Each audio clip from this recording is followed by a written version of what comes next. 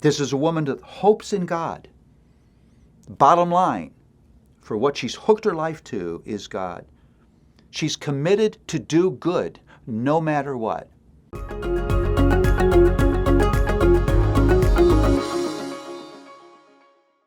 Well, I want to read for you the first several verses of 1 Peter 3.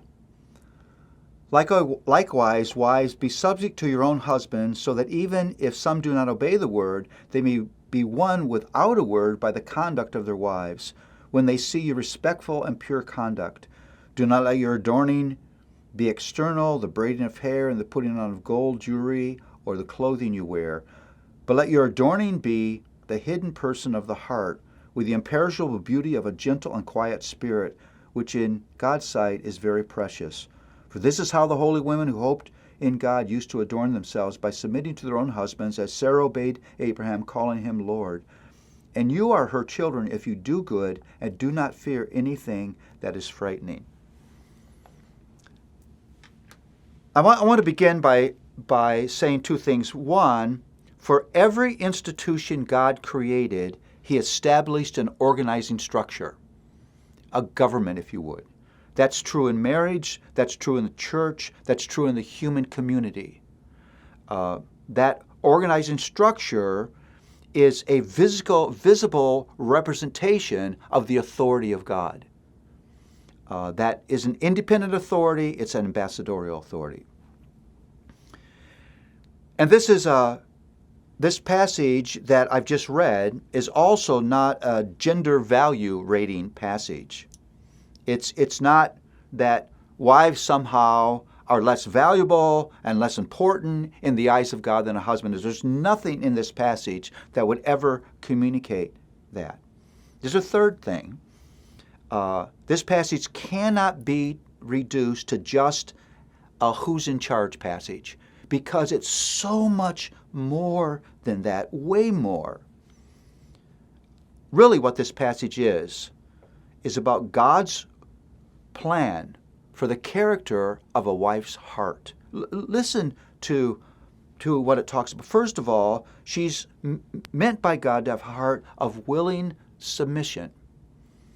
That God has set up an organizational structure in the family, and He's called the woman to participate willingly in that structure. Here's the thing about submission. If you have to force submission, it means the person's not submitting. Submission is always a willing, joyful expression of my heart.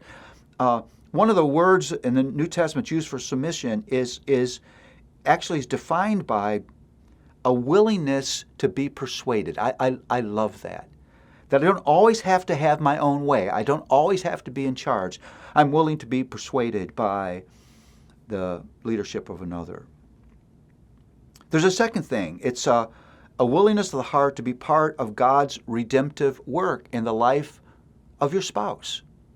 That I want to live in such a way that God's truth, God's gospel, relationship with Jesus is made attractive. So it's a call, again, for the wife to live with a higher agenda than her own personal happiness.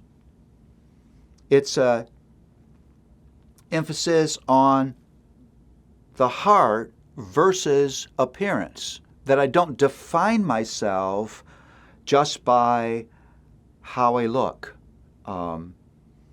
And we live in an appearance-obsessed culture, and this warning is so good that God doesn't just look on the outside appearance, He looks on the heart. And I just want to say that when it talks about a gentle and quiet spirit, He's not asking you to be a mousy woman.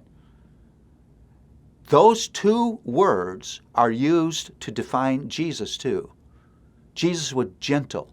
Jesus had a quiet spirit. When threatened, He did not threaten in return. This is a woman that hopes in God. Bottom line, for what she's hooked her life to is God. She's committed to do good no matter what. And she is free from fear. Now, I think that's a beautiful set of characteristics. Willing to be submissive, willing to be part of God's redemptive work, more concerned about the character of the heart than the appearance of the body, hopes in God, committed to do good, freedom from fear. Wouldn't you like to be that person? Well, I want to say there's grace for this.